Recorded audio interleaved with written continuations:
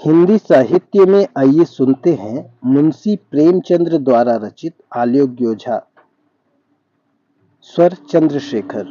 विशेष आग्रह, अगर आपको हमारी कहानी पसंद आती है तो कृपया लाइक शेयर सब्सक्राइब अवश्य करें। धन्यवाद। भोला महतो ने पहली स्त्री के मर जाने के बाद दूसरी सगाई की तो उसके लड़के रघु के लिए बुरे दिन आ गए। रघु की उम्र उस समय केवल 10 वर्ष की थी। चैन से गांव में गुल्ली डंडा खेला फिरता था। माँ के आते ही चक्की में जुटना पड़ा। पन्ना रूपवती स्त्री थी और रूप और गर्व में चोली दामन का नाता है। वह अपने हाथों से कोई काम न करती। गोबर रघु निकालता, बैलों को सानी रघु देता, रघु ही जूठे बर्तन मांजता। भोला की आंखें कुछ ऐसी फिरी कि उसे रघु में सब बुराइयां ही बुराइयां नजर आती। पन्ना की बातों को वह प्राचीन मर्यादा अनुसार आंखें बंद करके मान लेता था। रघु की शिकायतों की जरा परवाह न करता। नतीजा यह हुआ कि रघु ने शिकायत करना ही छोड़ दिया। किसके सामने रोए? बाप ही नहीं, सारा गांव उसका दुश्मन था। बड़ा जिद्दी लड़का है। पन्ना को तो कुछ समझता ही नहीं। बेचारी उसका दुलार करती है, खिलाती पिलाती है। यह उसी का फल है। दूसरी औरत होती तो निबाह न होता। वह तो कहा पन्ना इतनी सीधी सादी है कि निबाह हो जाता है। सबल की शिकायतें सब सुनते हैं, निर्बल की फरियाद भी कोई नहीं सुनता। रघु का हृदय माँ की ओर से दिन दिन फटता जाता था। यहाँ तक कि 8 साल गुजर गए और एक दिन भोला के नाम भी मृत्यु का संदेश आ पहुंचा। पन्ना के 4 बच्चे थे, 3 बेटे और 1 बेटी। इतना बड़ा खर्च और कमाने वाला कोई नहीं। रघु अब क्यों बात पूछने लगा? यह मानी हुई बात थी। अपनी स्त्री लाएगा और अलग रहेगा। स्त्री आकर और भी आग लगाएगी। पन्ना को चारों ओर अंधेरा ही अंधेरा दिखाई देता था। पर कुछ भी हो, वह रघु की आश्रय बनकर न रहेगी। जिस घर में उसने राज किया उसमें अब लौंडी न बनेगी। जिस लौंडे को अपना गुलाम समझा उसका मुंह न ताकेगी। वह सुंदर थी, अवस्था अभी कुछ ऐसी ज्यादा न थी, जवानी अपनी पूरी बहार पर थी।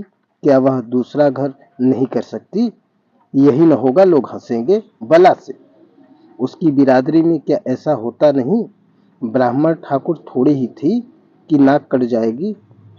यह तो उन्हीं ऊंची जाति वालों में होता है कि घर में चाहे जो कुछ करो, बाहर पर्दा ढका रहे। वह तो संसार को दिखाकर दूसरा घर कर सकती है। फिर वह रघु की दबैल बनकर क्यों रहे? भोला को मरे 1 महीना गुजर चुका था। संध्या हो गई थी। पन्ना इसी चिंता में पड़ हुई थी कि सहसा उसे ख्याल आया, लड़के घर में नहीं है। यह बैलों के लौटने की बेला है, कहीं कोई लड़का उनके नीचे न आ जाए। अब द्वार पर कौन है जो उनकी देखभाल करेगा? रघु को मेरे लड़के फूटी आंखों नहीं भाते। कभी हंसकर नहीं बोलता। घर से बाहर निकली तो देखा रघु सामने झोपड़े में बैठा ऊख की गड़ारिया बना रहा है।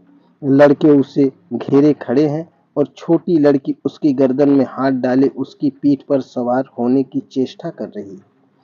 पन्ना को अपनी आंखों पर विश्वास न आया। आज तो यह नई बात है। शायद दुनिया को दिखाता है कि मैं अपने भाइयों को कितना चाहता हूँ और मन में छुरी रखी हुई है। घात मिले तो जान ही ले ले। काला सांप है, काला सांप, कठोर स्वर में बोली। तुम सबके सब वहां क्या करते हो? घर में आओ, सांझ की बेला है, गोरू आते होंगे। रघु ने विनीत नेत्रों से देखकर कहा, मैं तो हूं ही काकी, डर किस बात का है? बड़ा लड़का केदार बोला, काकी, रघु दादा ने हमारे लिए 2 गाड़ियां बना दी हैं। यह देख, एक पर हम और खुन्नू बैठेंगे, दूसरी पर लक्ष्मण और झुनिया। दादा दोनों गाड़ियां खींचेंगे। यह कहकर वह एक कोने से 2 छोटी छोटी गाड़ियां निकाल लाया। 4 पहिए लगे थे। बैठने के लिए तख्ते और रोक के लिए दोनों तरफ बाजू थे। पन्ना ने आश्चर्य से पूछा, ये गाड़ियां किसने बनाई? केदार ने चिढ़कर कहा, रघु दादा ने बनाई है, और किसने? भगत के घर से बसूला और रुखानी मांग लाए और चटपट बना दी। खूब दौड़ती हैं काकी, बैठ खुन्नू, मैं खींचू। खुन्नू गाड़ी में बैठ गया। केदार खींचने लगा। चरचर शोर हुआ, मानो गाड़ी भी इस खेल में लड़कों के साथ शरीक है। लक्ष्मण ने दूसरी गाड़ी में बैठकर कहा, दादा खींचो। रघु ने झुनिया को भी गाड़ी में बिठा दिया और गाड़ी खींचता हुआ दौड़ा। तीनों लड़के तालियां बजाने लगे। पन्ना चकित नेत्रों से यह दृश्य देख रही थी और सोच रही थी कि यह वही रघु है या कोई और। थोड़ी देर के बाद दोनों गाड़ियां लौटी। लड़के घर में आकर इस यान यात्रा के अनुभव का बयान करने लगे। कितने खुश थे सब, मानो हवाई जहाज पर बैठ आए हों। खुन्नू ने कहा, काकी सब पेड़ दौड़ रहे थे। लक्ष्मण, और बछिया कैसी भागी, सबकी सब दौड़ी। केदार, काकी रघु दादा दोनों गाड़ियां एक साथ खींच ले जाते हैं। झुनिया सबसे छोटी थी, उसकी व्यंजना शक्ति उछल कूद और नेत्रों तक परिमित थी। तालियां बजा बजा कर नाच रही थी। खुन्नू, अब हमारे घर गाय भी आएगी काकी। रघु दादा ने गिरधारी से कहा है कि हमें एक गाय ला दो। गिरधारी बोला, कल लाऊंगा।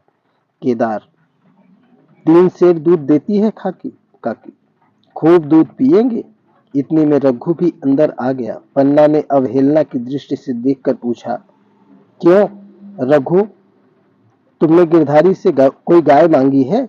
रघु ने क्षमा प्रार्थना के भाव से कहा, हाँ मांगी तो है, कल लाएगा। पन्ना, रुपए किसके घर से लाएंगे, यह भी सोचा है? रघु, सब सोच लिया है काकी। मेरी यह मुहर नहीं है, इसके 25 रुपए मिल रहे हैं। 5 रुपए बछिया के मुजा दे दूंगा, सब तब गाय अपनी हो जाएगी। पन्ना सन्नाटे में आ गई। सब उसका अविश्वासी मन भी रघु के प्रेम और सज्जनता को स्वीकार कर न सका। बोली, मुहर क्यों बेच देते हो? गाय की अभी कौन जल्दी है, हाथ में पैसे हो जाए तो ले लेना। सुना सुना गला अच्छा न लगेगा। इतने दिनों गाय नहीं रही तो क्या लड़के नहीं जिए? रघु दार्शनिक भाव से बोला, बच्चों के खाने पीने के यही दिन है काकी। इस उम्र में न खाया तो फिर क्या खाएंगे? मुहर पहनना मुझे अच्छा भी नहीं मालूम होता। लोग समझते होंगे कि बाप तो गया, इसे मुहर पहनने की सूझी है। भोला महतो गाय की चिंता में ही चल बसे, न रुपए आए और न गाय मिली। मजबूर थे। रघु ने यह समस्या कितनी सुगमता से हल कर दी। आज जीवन में पहली बार पन्ना को रघु पर विश्वास आया। बोली, जब गहना ही बेचना है तो अपनी मुहर क्यों बेचोगे, मेरी हंसुली ले लो। रघु, नहीं काकी, वह तुम्हारे गले में बहुत अच्छी लगती है, मर्दों को क्या, मुहर पहने या न पहने। पन्ना, चल मैं बूढ़ी हुई, अब हंसुली पहनकर क्या करना है? तू अभी लड़का है, तेरा गला अच्छा न लगेगा। रघु मुस्कुरा कर बोला, तुम अभी कैसे बूढ़ी हुई, गांव में है कौन तुम्हारे बराबर? रघु की सरल आलोचना ने पन्ना को लज्जित कर दिया। उसके रूखे मुरझाए मुख पर प्रसन्नता की लाली दौड़ गई। 5 साल गुजर गए। रघु का सा मेहनती ईमानदार बात का धनी दूसरा किसान गांव में न था। पन्ना की इच्छा के बिना कोई काम न करता। उसकी उम्र अब 23 साल की हो गई थी। पन्ना बार बार कहती, भैया बहू को विदा करा लाओ, कब तक नैहर में पड़ी रहेगी? सब लोग मुझी को बदनाम करते हैं कि यही बहू को नहीं आने देती। मगर रघु टाल देता था, कहता कि अभी जल्दी क्या है। उसे अपनी स्त्री के रंग ढंग का कुछ परिचय दूसरों से मिल चुका था। ऐसी औरत को घर में लाकर वह अपनी शांति में बाधा नहीं डालना चाहता था। आखिर एक दिन पन्ना ने जिद करके कहा, तो तुम न लाओगे? कह दिया कि अभी कोई जल्दी नहीं है।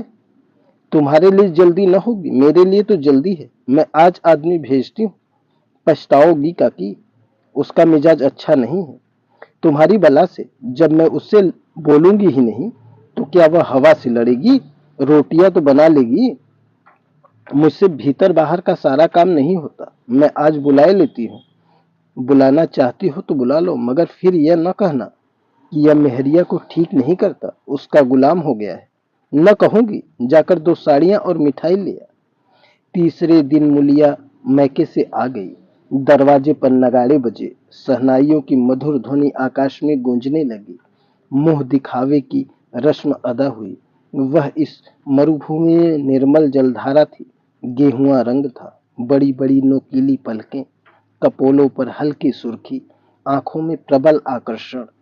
रघु उसे देखकर ही मंत्रमुग्ध हो गया। प्रातःकाल पानी का घड़ा लेकर चलती, तब उसका गेहुआ रंग प्रभात की सुनहरी किरणों से कुंदन हो जाता, मानो उषा अपनी सारी सुगंध, सारा विकास और उन्माद में लिए मुस्कुराती चली जाती है। मूलिया मैके से ही जली भुनी आई थी। मेरा शौहर छाती फाड़ कर काम करे और पन्ना रानी बैठी रहे, उसके लड़के रईसजादे बने घूमे। मूलिया से यह बर्दाश्त न होगा। वह किसी की गुलामी न करेगी।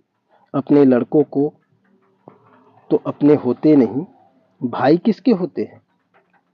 जब तक नहीं करते रघु को घेरे हुए हैं, ज्यों ही जरा सयाने हुए झाड़ कर निकल जाएंगे, बात भी न पूछेंगे। एक दिन उसने रघु से कहा, तुम्हें इस तरह गुलामी करनी है तो करो, मुझसे न होगी। रघु, तो फिर क्या करूं, तू ही बता। लड़के तो अभी घर का काम करने लायक है नहीं। मूलिया, लड़के भाई के हैं, कुछ तुम्हारे नहीं। यही पन्ना है जो तुम्हें दाने दाने को तरसाती थी। सब सुन चुकी हूँ। मैं लौंडी बनकर न रहूंगी। रुपए पैसे का मुझे हिसाब नहीं मिलता। न जाने तुम क्या लाते हो और वह क्या करती है। तुम समझते हो रुपए घर ही में हों, मगर देख लेना तुम्हें जो एक फूटी कौड़ी भी मिले। रघु, रुपए पैसे तेरे हाथ में देने लगो तो दुनिया क्या कहेगी, यह तो सोच। मूलिया, दुनिया चाहे जो कहे, कहने दो। दुनिया के हाथों बिकी नहीं हूं। देख लेना भाड़ लीप कर हाथ काला ही रहेगा। फिर तुम अपने भाइयों के लिए मरो, मैं क्यों मरूं? रघु रघु ने कुछ जवाब न दिया। उसे जिस बात का भय था वह इतनी जल्द सिर आ पड़ी। अब अगर उसने बहुत तत्थो खंभो किया तो साल 6 महीने और काम चलेगा, बस। आगे यह डोंगा चलता नजर नहीं आता। बकरी की माँ कब तक खैर मनाएगी? एक दिन पन्ना ने महुए का सुखावन डाला। बरसात शुरू हो गई थी। बखार में अनाज गीला हो रहा था। मूलिया से बोली, बहू जरा देखती रहना, मैं तालाब में नहा के आऊं। मूलिया ने लापरवाही से कहा, मुझे नींद आ रही, तुम बैठकर देखो। एक दिन न नहाओगी तो क्या न चलेगा? पन्ना ने साड़ी उतार कर रख दी, नहाने न गई। मूलिया का वार खाली गया। कई दिन के बाद एक शाम को पन्ना धान रोपकर लौटी। अंधेरा हो गया था। दिन भर की भूखी थी। आशा थी बहू ने रोटी बना रखी होगी, मगर देखा तो यहाँ चूल्हा ठंडा पड़ा हुआ था और बच्चे मारी भूख के तड़प रहे थे। मूलिया से आहिस्ता से पूछा, आज अभी चूल्हा नहीं जला? केदार ने कहा, आज दोपहर को भी चूल्हा नहीं जला काकी, भाभी ने कुछ बनाया ही नहीं। पन्ना, तो तुम लोगों ने खाया क्या? केदार, कुछ नहीं,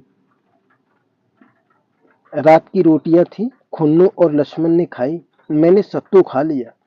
पन्ना, और बहू? केदार, वह पड़ी सो रही है, कुछ नहीं खाया।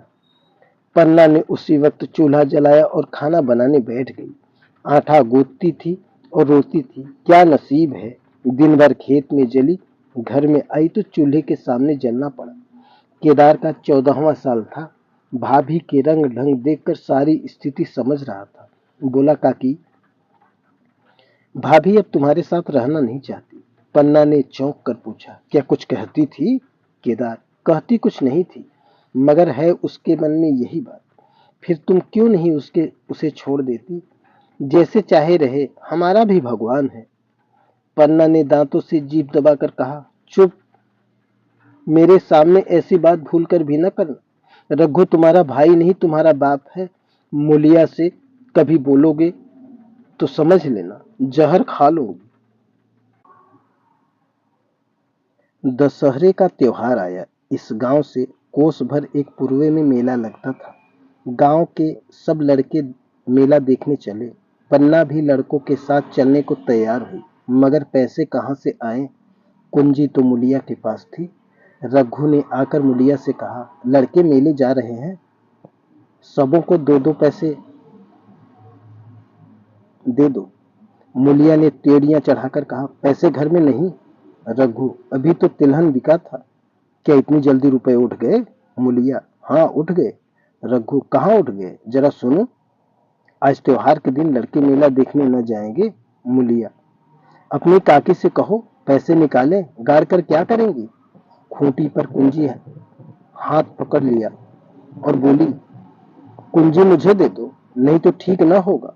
खाने पहने को भी चाहिए, कागज किताब को भी चाहिए, उस पर मेला देखने को भी चाहिए। हमारी कमाई इसलिए नहीं है कि दूसरे खाएं और मूछों पर ताव दें। पन्ना ने रघु से कहा, भैया पैसे क्या होंगे, लड़के मेला देखने न जाएंगे। रघु ने झिड़क कर कहा, मेला देखने क्यों न जाएंगे, सारा गांव जा रहा है, हमारे भी लड़के हमारे ही लड़के न जाएंगे? यह कहकर रघु ने अपना हाथ छुड़ा लिया और पैसे निकाल कर लड़कों को दे दिए। मगर कुंजी जब मूलिया को देने लगा तब उसने उसे आंगन में फेंक दिया और मुंह लपेट कर लेट गई। लड़के मेला देखने न गए। इसके बाद 2 दिन गुजर गए। मूलिया ने कुछ नहीं खाया और पन्ना भी भूखी रही। रघु कभी इसे मनाता कभी उसे, पर न यह उठती न वह। आखिर रघु ने हैरान होकर मूलिया से पूछा, कुछ मुंह से तो कह, चाहती क्या है? मूलिया ने धरती को संबोधित करते हुए कहा, मैं कुछ नहीं चाहती, मुझे मेरे घर पहुंचा दो। रघु, अच्छा उठ, बना खा, पहुंचा दूंगा। मूलिया ने रघु की ओर आंखें उठाई। रघु उसकी सूरत देखकर डर गया। वह माधुर्य, वह मोहकता, वह लावण्य गायब हो गया। दांत निकाल गए थे, आंखें फट गई थी और नथुने फड़क रहे थे। अंगारे की सी लाल आंखों से देखकर बोली, अच्छा तो काकी ने यह सलाह दी है, यह मंत्र पढ़ाया है, तो यहाँ ऐसे कच्चे नहीं हैं, तुम दोनों की छाती पर मूंग दलूंगी। हो किस फेर में? रघु, अच्छा तो मूंग ही दल लेना, कुछ खा पी लेगी तभी तो मूंग दल सकेगी। मूलिया, अब तो तभी मुंह से में पानी डालूंगी जब घर अलग हो जाएगा। बहुत झेल चुकी, अब नहीं झेला जाता। रघु सन्नाटे में आ गया। एक दिन तक उसके मुंह से आवाज ही न निकली। अलग होने की उसने स्वप्न में भी कल्पना न की थी। उसने गांव में 2-4 परिवारों को अलग होते देखा था। वह खूब जानता था, रोटी के साथ लोगों के हृदय भी अलग हो जाते हैं, अपने हमेशा के लिए गैर हो जाते हैं, फिर उसमें वही नाता रह जाता है जो गांव के आदमियों में। रघु ने मन में ठान लिया था कि इस विपत्ति को घर में न आने दूंगा, मगर होनहार के सामने उसकी एक न चली। आह, मेरे मुंह में कालिख लगेगी, दुनिया यही कहेगी, बाप के मर जाने पर 10 साल भी एक में निबाह न हो सका, फिर किससे अलग हो जाऊं? जिनको गोद में खिलाया, जिनको बच्चों की तरह पाला, जिनके लिए तरह तरह के कष्ट झेले, उन्हीं से अलग हो जाऊं? अपने प्यारों को घर से निकाल बाहर करूं? उसका गला फंस गया। कांपते हुए स्वर में बोला, तू क्या चाहती है कि मैं अपने भाइयों से अलग हो जाऊं? भला सोच तो, कहीं मुंह दिखाने लायक रहूंगा। मूलिया, तो मेरा इन लोगों से के साथ निबाह न होगा। रघु, तो तू अलग हो जा, मुझे अपने साथ क्यों घसीटती है? मूलिया, तो मुझे क्या तुम्हारे घर में मिठाई मिलती है, मेरे लिए क्या संसार में जगह नहीं? रघु, तेरी जैसी मर्जी, जहां चाहे रह, मैं अपने घर वालों से अलग नहीं हो सकता। जिस दिन इस घर में 2 चूल्हे जलेंगे उस दिन मेरे कलेजे के 2 टुकड़े हो जाएंगे। मैं यह चोट नहीं सह सकता। तुझे जो तकलीफ हो वह मैं दूर कर सकता हूँ। माल असबाब की मालकिन तू ही है, अनाज पानी तेरे ही हाथ में है। अब रह क्या गया? अगर कुछ काम धंधा करना नहीं चाहती मत कर। भगवान ने मुझे समाई दी होती तो मैं तुझे तिनका तक उठाने न देता। तेरे यह सुकुमार हाथ पांव मेहनत मजदूरी करने के लिए बनाए ही नहीं गए हैं, मगर क्या करूं, अपना कुछ बस नहीं है। फिर भी तेरा जी कोई काम करने को न चाहे मत कर, मगर मुझसे अलग होने को न कर, तेरे पैरों पड़ता हूं। मूलिया ने सिर से आंचल खिसकाया और जरा समीप आकर बोली, मैं काम करने से नहीं डरती, न बैठे बैठे खाना चाहती हूँ, मगर मुझसे किसी की धौंस नहीं सही जाती। तुम्हारी ही काकी घर का काम काज करती हैं तो अपने लिए करती हैं, अपने बाल बच्चों के लिए करती हैं, मुझ पर कुछ एहसान नहीं करती, फिर मुझ पर धौंस क्यों जमाती हैं? उन्हें अपने बच्चे प्यारे होंगे, मुझे तो तुम्हारा आसरा है। मैं अपनी आंखों से यह नहीं देख सकती कि सारा घर तो चैन करे, जरा जरा से बच्चे तो दूध पिए, और जिसके बलबूते पर गृहस्थी बनी हुई है वह मट्ठे को तरसे, कोई उसका पूछने वाला न हो। जरा अपना मुंह तो देखो, कैसी सूरत निकल आई है। औरों के तो 4 बरस में अपने पट्टे तैयार हो जाएंगे, तुम तो 10 साल में खाट पर पड़ जाओगे। बैठ बैठो, खड़े क्यों हो? क्या मार कर भागोगे? मैं तुम्हें जबरदस्ती न बांध लूंगी, यह मालकिन का हुक्म नहीं है। सच कहूं, तुम बड़े कट कलेजी हो। मैं जानती ऐसे निर्मोही से पाला पड़ेगा तो इस घर में भूल से भी न आती, आती भी तो मन न लगाती, मगर अब तो मन तुमसे लग गया है। घर भी जाऊं तो मन यहाँ ही रहेगा। तुम जो हो, मेरी बात नहीं पूछते। मूलिया की ये रसीली बात तो रघु पर कोई असर डाल न सकी। वह उसी रुखाई से बोला, मूलिया, मुझसे यह न होगा। अलग होने का ध्यान करते ही मेरा मन न जाने कैसे हो जाता है। यह चोट मुझसे न सही जाएगी। मूलिया ने परिहास करके कहा, तो चूड़ियां पहनकर अंदर बैठो ना। लाओ, मैं मूछें लगा लूं। मैं तो समझती थी कि तुमने भी कुछ कलबल है, अब देखती हूं तो निरे मिट्टी के लौंडे हो।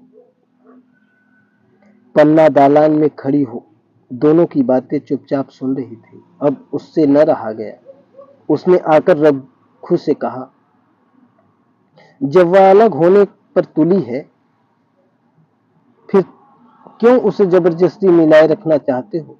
तुम उसे लेकर रहो, हमारे भगवान ने निभाह दिए हैं, तो अब क्या डर? अब तो भगवान की दया से तीनों लड़के सयाने हो गए हैं, अब कोई चिंता नहीं है। रघु ने आंसू भरी आंखों से पन्ना को देखकर कहा, काकी, तू भी पागल हो गई है क्या? जानती नहीं, 2 रोटियां होते ही 2 मन हो जाते हैं। पन्ना, जब वह मानती ही नहीं तब तुम क्या करोगे? भगवान की मर्जी होगी तो कोई क्या करेगा? परालब्ध में जितने दिन एक साथ रहना लिखा था उतने दिन रहे, अब उसकी यही मर्जी है तो यही सही। तुमने मेरे बाल बच्चों के लिए जो कुछ किया वह भूल नहीं सकती। तुमने उनके सिर हाथ न रखा होता तो आज इनकी न जाने क्या गति होती, न जाने किसके द्वार पर ठोकरे खाते होते, न जाने कहां कहां भीख मांगते फिरते। तुम्हारा जस मरते दम तक न भूलूंगी। अगर मेरी खाल तुम्हारे जूते बनाने के काम आते तो खुशी से दे दो, चाहे तुमसे अलग हो जाऊं, पर जिस घड़ी पुकारोगे कुत्ते की तरह दौड़ी आऊंगी। यह भूल कर भी न सोचना कि तुमसे अलग होकर मैं तुम्हारा बुरा सोचूंगी। जिस दिन तुम्हारा अनभल मेरे मन में हो जाएगा उसी दिन विष खाकर मर जाऊंगी। भगवान करे तुम दूधो नहाओ, पूतो फलो, मरते दम तक यही असीम मेरे रोए रोए से निकलती रहेगी। और अगर लड़के भी अपने बाप के हैं तो मरते दम तक तुम्हारा पोष मानेंगे। यह कहकर पन्ना रोती हुई वहां से चली गई। रघु वहीं मूर्ति की तरह बैठा रहा। आसमान की ओर टकटकी लगी थी और आंखों से आंसू बह रहे थे। पन्ना की बातें सुनकर मूलिया समझ गई कि अपने पौ बाहर है। चटपट उठी, घर में झाड़ू लगाई, चूल्हा जलाया और कुएं से पानी लाने चली। उसकी टेक पूरी हो गई थी। गांव की स्त्रियों के 2 दल होते हैं, एक बहुओं का, दूसरा सासों का। बहुएं सलाह और सहानुभूति के लिए अपने दल में जाती हैं, सासें अपने में। दोनों की पंचायतें अलग अलग होती हैं। मूलिया को कुएं पर 2-3 बहुएं मिल गई। एक से पूछा, आज तो तुम्हारी बुढ़िया बहुत रोध हो रही थी। मूलिया ने विजय के गर्व से कहा, इतने दिनों से घर की मालकिन बनी हुई है, राजपाट छोड़ते किसे अच्छा लगता है बहन? मैं उनका बुरा नहीं चाहती, लेकिन एक आदमी की कमाई से कहां तक बरकत होगी? मेरे भी तो यही खाने पीने पहनने ओढ़ने के दिन है। अभी उनके पीछे मरो, फिर बाल बच्चों बच्चे हो जाए, उनके पीछे मरो, सारी जिंदगी रोते ही कट जाएगी। एक बहू बुढ़िया यही चाहती है कि यह सब जन्म भर लौंडी बनी रहे, मोटा झोटा खाएं और पड़ी रहें। दूसरी बहू, किस भरोसे पर कोई मरे, अपने लड़के तो बात नहीं पूछे, पराए लड़कों का क्या भरोसा। कल इनके हाथ पैर हो जाएंगे, फिर कौन पूछता है। अपनी अपनी मेहरिया का मुंह देखेंगे, पहले ही से फटकार देना अच्छा है, फिर तो कोई कलह न होगा। मुलिया पानी लेकर गई, खाना बनाया और रघु से बोली, जाओ नहा आओ, रोटी तैयार है। रघु ने मानो सुना ही नहीं, सिर पर हाथ रखकर द्वार की तरफ ताकता रहा। मुलिया, क्या कहती हूँ, कुछ सुनाई देता है? रोटी तैयार है, जाओ नहा आओ। रघु, सुन तो रहा हूँ, क्या बहरा हूँ? रोटी तैयार है तो जाकर खा ले, मुझे भूख नहीं है। मुलिया ने फिर नहीं कहा, जाकर चूल्हा जल बुझा दिया, रोटियां उठाकर छींके पर रख दी और मुंह ढांक कर लेट रही। जरा देर में पन्ना आकर बोली, खाना तैयार है, नहा धोकर खा लो, बहू भी भूखी है। रघु ने झुंझला कर कहा, काकी तू घर में रहने देगी कि मुंह में कालिख लगाकर कहीं निकल जाऊं? खाना तो खाना ही है, आज न खाऊंगा कल खाऊंगा, लेकिन अभी मुझसे न खाया जाएगा। केदार केदार क्या अभी मदरसे से नहीं आया? पन्ना, अभी तो नहीं आया, आता ही होगा। पन्ना समझ गई कि जब तक वह खाना बनाकर लड़कों को न खिलाएगी और खुद न खाएगी, रघु न खाएगा। इतना ही नहीं, उसे रघु से लड़ाई करनी पड़ेगी, उसे जली कटी सुनानी पड़ेगी, उसे यह दिखाना पड़ेगा कि मैं ही उससे अलग होना चाहती हूँ, नहीं तो वह इन्हीं चिंता में घुल घुल कर प्राण दे देगा। यह सोचकर उसने अलग चूल्हा जलाया और खाना बनाने लगी। इतने में केदार और खुन्नू मदरसे से आ गए। पन्ना ने कहा, जाओ बेटा खा लो, रोटी तैयार है। केदार ने पूछा, भैया को भी बुला लो ना? पन्ना, तुम आकर खा लो, उसकी रोटी बहू ने अलग बनाई है। खुन्नू, जाकर भैया से पूछ ना आऊं? पन्ना, जब उनका जी चाहेगा खाएंगे, तू बैठकर खा, तुझे इन बातों से क्या मतलब? जिसका जी चाहेगा खाएगा, जिसका जी न चाहेगा न खाएगा। जब वह और उसकी बीवी अलग रहने पर तुले हैं तो कौन मनाए? केदार, तो क्यों अम्मा जी, क्या हम अलग घर में रहेंगे? पन्ना, उनका जी चाहे एक घर में रहें, जी चाहे आंगन में दीवार डाल लें। खुन्नू ने दरवाजे पर आकर झांका, सामने पूस की झोपड़ी में वहीं खाट पर पड़ा रघु नारियल पी रहा था। खुन्नू, भैया तो अभी नारियल लिए बैठे हैं। पन्ना, जब जी चाहेगा खाएंगे। केदार, भैया ने भाभी को डांटा नहीं? मुलिया अपनी कोठरी में पड़ी सुन रही थी, बाहर आकर बोली, भैया ने नहीं तो नहीं डांटा, अब तू ही आकर डांट। केदार के चेहरे पर का रंग उड़ गया, फिर जवाब न दिया। तीनों लड़कियों ने खाना खाया और बाहर निकले। लू चलने लगी थी। आम के बाग में गांव के लड़के लड़कियां हवा से गिरे हुए आम चुन रहे थे। केदार ने कहा, आज हम भी आम चुनने चलें? खूब आम गिर रहे हैं। खुन्नू, दादा तो बैठे हैं। लक्ष्मण, मैं न जाऊंगा, दादा घुड़केंगे। केदार, वह तो अब अलग हो गए। लक्ष्मण, तो अब हमको कोई मारेगा तो दादा न बोलेंगे? केदार, वाह, अब क्यों तब क्यों न बोलेंगे? रघु ने तीनों लड़कों को दरवाजे पर खड़े देखा पर कुछ बोला नहीं। पहले तो वह घर के बाहर निकलते ही उन्हें डांट बैठता था, पर आज वह मूर्ति के समान निश्चल बैठा रहा। अब लड़कों को कुछ साहस हुआ, कुछ दूर और आगे बढ़े। रघु अब भी न बोला। कैसे बोले, वह सोच रहा था। काकी ने लड़कों को खिला पिला दिया, मुझसे पूछा तक नहीं। क्या उसकी आंखों पर भी पर्दा पड़ा है? अगर मैंने लड़कों को पुकारा और वह न आए तो मैं उनको मार पीट तो नहीं सकूंगा। लू में सब मारे मारे फिरेंगे, कहीं बीमार न पड़ जाए। उसका दिल समोस कर रह जाता था, लेकिन मुंह से कुछ कह न सकता था। लड़कों ने देखा कि वह बिल्कुल नहीं बोलते तो निर्भय होकर चल पड़े। सहसा मुलिया ने आकर कहा, अब तो उठोगे कि अब भी नहीं? जिनके नाम पर फाका कर रहे हो, उन्होंने मजे से लड़कों को खिलाया और आप खाया। अब आराम से सो रही हैं। मोर पिया बात पूछे, मोर सुहागिन नाव। एक बार भी तो मुंह से न फूटा कि चलो भैया खा लो। रघु को इस समय मर्मांत पीड़ा हो रही थी। मूलिया के इन कठोर शब्दों ने घाव पर नमक छिड़क दिया।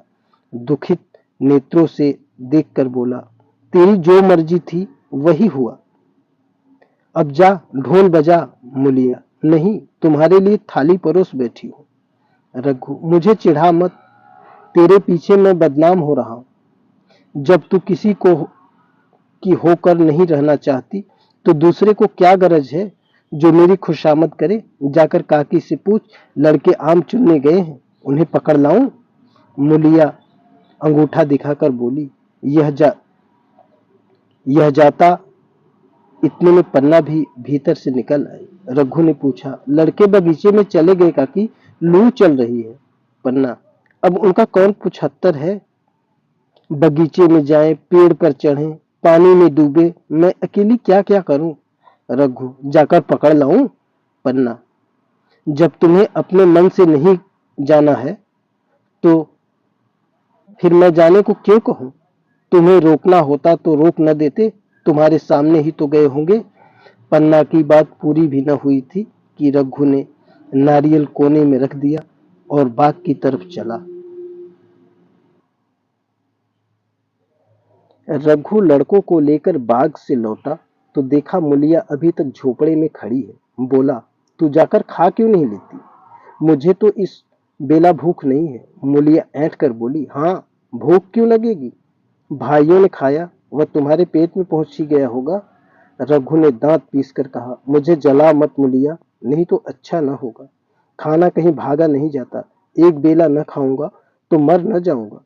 क्या तू समझती है घर में आज कोई बात हो गई है। तूने घर में चूल्हा नहीं जलाया, मेरे कलेजे में आग लगाई है। मुझे घमंड था कि और चाहे कुछ हो जाए पर मेरे घर में फूट का रोग न आने पाए, पर तूने घमंड चूर कर दिया। परालब्ध की बात है। मूलिया तिनक कर बोली, सारा मोह मोह छो तुम्ही को है कि और किसी को है। मैं तो किसी को तुम्हारी तरह बिसुरते नहीं देखती। रघु ने ठंडी सांसें खींचकर कहा, मूलिया, घाव पर नून न छिड़क। तेरे ही कारण मेरी पीठ में धूल लग रही है। मुझे इस गृहस्थी का मोह न होगा तो किसे होगा। मैंने ही तो इसे मर मर के जोड़ा। जिनको गोद में खिलाया वही अब मेरे पटीदार होंगे। जिन बच्चों को मैं डांटता था उन्हें आज कड़ी आंखों से भी नहीं देख सकता।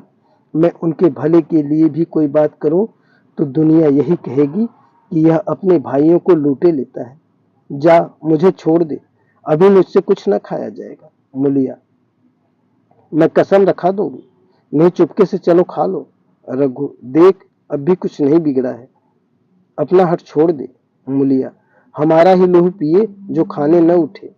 रघु ने कानों पर हाथ रखकर कहा, यह तूने क्या किया मूलिया, मैं तो उठ ही रहा था। चल खा लो, नहाने धोने कौन जाए। लेकिन इतनी कह देता हूं कि चाहे 4 की जगह 6 रोटियां खा जाऊं, चाहे तो मुझे घी के मटके ही में डुबो दे, पर यह दाग मेरे दिल से न मिटेगा। मूलिया, दाग साग सब मिट जाएगा, पहले सबको ऐसा ही लगता है। देखते नहीं हो उधर कैसी चैन की बंसी बज रही है। वह तो मना ही रही थी कि किसी तरह यह सब अलग हो जाए। अब वह पहले किसी चांदी तो नहीं है कि जो कुछ घर में आवे सब गायब। अब क्यों हमारे साथ रहने लगी। रघु ने आहत स्वर से कहा, इसी बात का तो मुझे गम है। काकी ने मुझे ऐसी आशा न थी। रघु खाने बैठा तो कौर विष के घूंट का सा लगता था। जान पड़ता था रोटियां भूसी की हैं, दाल पानी सी लगती, पानी कंठ के नीचे न उतरता था। दूध की तरफ देखा तक नहीं, 2-4 ग्लास खाकर उठ आया जैसे किसी परिजन के श्राद्ध का भोजन हो। रात का भोजन भी उसने इसी तरह किया। भोजन क्या किया, कसम पूरी की। रात भर उसका चित्त उद्विग्न रहा। एक अज्ञात शंका उसके मन पर छाई हुई थी। जैसे भोला महतो द्वार पर बैठा रो रहा हो। वह कई बार चौंक कर उठा। ऐसा जान पड़ा भोला उसकी ओर तिरस्कार की आंखों से देख रहा है। वह दोनों जून भोजन करता था, पर जैसे शत्रु के घर। भोला भी शोकमग्न मूर्ति आंखों से उतरती न थी। रात को उसे नींद न आती। वह गांव में निकलता तो इस तरह मुंह चुराए, सिर झुकाए, मानो गो हत्या की हो उसने। 5 साल गुजर गए। रघु अब 2 लड़कों का बाप था। आंगन में दीवार खिंच गई थी, खेतों में मेढ़े डाल दी गई थी और बैल बछिया बांध दिए लिए गए थे। केदार की उम्र अब 19 की हो गई थी। उसने पढ़ना छोड़ दिया था और खेती का काम करता था। खुन्नू गाय चराता था। केवल लक्ष्मण अब तक मदरसे जाता था। पन्ना और मुलिया दोनों एक दूसरे की सूरत से जलती थी। मुलिया के दोनों लड़के बहुधा पन्ना ही के पास रहते। वही उन्हें उपटन मलती, वही काजल लगाती, वही गोद में लिए फिरती। मगर मुलिया के मुंह से अनुग्रह का एक शब्द भी न निकलता। न पन्ना ही उसकी इच्छुक थी। वह जो कुछ करती निर्व्याज भाव से करती थी। उसके 2 लड़के अब कमाऊ हो गए थे। वो लड़की खाना पका लेती थी। वह खुद ऊपर का कामकाज कर लेती थी। इसके विरुद्ध रघु अपने घर का अकेला था। वह भी दुर्बल, अशक्त और जवानी में बूढ़ा। अभी आयु 30 वर्ष से अधिक न थी, लेकिन बाल खिचड़ी हो गए थे। कमर भी झुक चली थी। खांसी में जीर्ण कर रखा था। देखकर दया आती थी। और खेती पसीने की वस्तु है। खेती की जैसी सेवा होनी चाहिए वह उससे न हो पाती। फिर अच्छी फसल कहाँ से आती। कुछ ऋण भी हो गया था। वह चिंता और भी मारे डालती थी। चाहिए तो यह था कि अब उसे कुछ आराम मिलता। इतने दिनों के निरंतर परिश्रम के बाद सिर का बोझ कुछ हल्का होता। लेकिन मुलिया की स्वार्थपरता और अदूरदर्शिता ने लहराती हुई खेती उजाड़ दी। अगर सब एक साथ रहते तो वह अब तक पेंशन पा जाता। मजे में द्वार पर बैठा हुआ नारियल पीता। भाई काम करते, वह सलाह देता। महतो बना फिरता। कहीं किसी के झगड़े चुकाता, कहीं साधु संतों की सेवा करता। वह अवसर हाथ से निकल गया। अब तो चिंता भार दिन पर दिन बढ़ता जाता था। आखिर उसे धीमा धीमा ज्वर रहने लगा। हृदय शूल, चिंता, कड़ा परिश्रम और अभाव का यही पुरस्कार है। पहले कुछ परवाह न की। समझा आप ही आप अच्छा हो जाएगा। मगर कमजोरी बढ़ने लगी तो दवा की फिक्र हुई। जिसने जो बता दिया खा लिया। डॉक्टरों और वैद्यों के पास जाने की सामर्थ्य कहाँ। और सामर्थ्य भी होती तो रुपए खर्च कर देने के सिवा और नतीजा ही क्या होता। जीर्ण स्वर की औषधि आराम और पुष्टिकारक भोजन है। न वह बसंत मालती का सेवन कर सकता था और न आराम से बैठकर बलवर्धक भोजन कर सकता था। कमजोरी बढ़ती ही गई। पन्ना को अवसर मिलता तो वह आकर उसे तसल्ली देती। लेकिन उसके लड़के अब रघु से बात भी न करते। दवा दारू तो क्या करते, उसका और मजाक उड़ाते। भैया समझते थे कि हम लोगों से अलग होकर सोने की ईंट रख लेंगे। भाभी भी समझती थी सोने से लग जाऊंगी। अब देखे कौन पूछता है। सिसक सिसक कर न मरे तो कह देना। बहुत हाय हाय भी अच्छी नहीं होती। आदमी उतना काम करे जितना हो सके, यह नहीं कि रुपए के लिए जान दे दी। पन्ना कहती, रघु बेचारे का कौन दोष है। केदार कहता, चल मैं खूब समझता हूँ। भैया की जगह मैं होता तो डंडे से बात करता। मजाक भी मजाक थी कि औरत यूं करती। यह सब भैया की चाल थी। सब सधी बधी बात थी। आखिर एक दिन रघु का टिमटिमाता हुआ जीवन दीपक बुझ गया। मौत ने सारी चिंताओं का अंत कर दिया। अंत समय उसने केदार को बुलाया था, पर केदार को ऊँख में पानी देना था। डरा कहीं दवा के लिए न भेजे, बहाना बना दिया। मुलिया का जीवन अंधकार में हो गया। जिस भूसी जिस भूमि पर उसने मंसूबों की दीवार खड़ी की थी, वह नीचे से खिसक गई थी। जिस खोटे के बल पर वह उछल रही थी वह उखड़ गया था। गांव वालों ने कहना शुरू किया, ईश्वर ने कैसा तत्काल दंड दिया। बेचारी मारे लाज के अपने दोनों बच्चों को लिए रोया करती। गांव में किसी को मुंह दिखाने का साहस न होता। प्रत्येक प्राणी उससे यह कहता हुआ मालूम होता था, मारे घमंड के धरती पर पांव न रखती थी। आखिर सजा मिल गई कि नहीं। अब इस घर में कैसे निर्वाह होगा। वह किसके सहारे रहेगी, किसके बल पर खेती होगी। बेचारा रघु बीमार था, दुर्बल था, पर जब तक जीता रहा अपना काम करता रहा।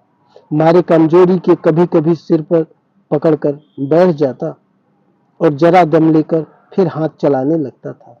सारी खेती तहस नहस हो रही थी। उसे कौन संभालेगा। अनाज की डांठें खलिहान में पड़ी थी, ऊख अलग सूख रही थी। वह अकेली क्या क्या करेगी। फिर सिंचाई अकेले आदमी का तो काम नहीं। तीन तीन मजदूरों को कहां से लाए। गांव में मजदूर थे ही कितने। आदमियों के लिए खींचातानी हो रही थी, क्या करें क्या न करें। इस तरह 13 दिन बीत गए। क्रियाकर्म से छुट्टी मिली।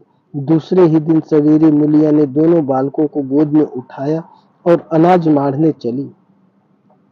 खलिहान में पहुंचकर उसने एक को तो पेड़ के नीचे घास के नर्म बिस्तर पर सुला दिया और दूसरे को कहीं बैठाकर अनाज माढ़ने लगी। बैलों को हाँकती थी और रोती थी। क्या इसलिए भगवान ने उसको जन्म दिया था। देखते देखते वे क्या हो गया। इन्हीं दिनों पिछले साल भी अनाज माढ़ा गया था। वह रघु के लिए लोटे में शरबत और मटर की घूंघी लेकर आई थी। आज कोई उसके आगे है न पीछे, लेकिन किसी की लौंडी तो नहीं हूं। उसे अलग होने का अब भी पछतावा न था। एकाएक छोटे बच्चे का रोना सुनकर उसने उधर ताका तो बड़ा लड़का उसे चुमकार रहा था। बैठा चुप, भैया चुप रहो। धीरे धीरे उसके मुंह पर हाथ फेरता था और चुप कराने के लिए विकल था।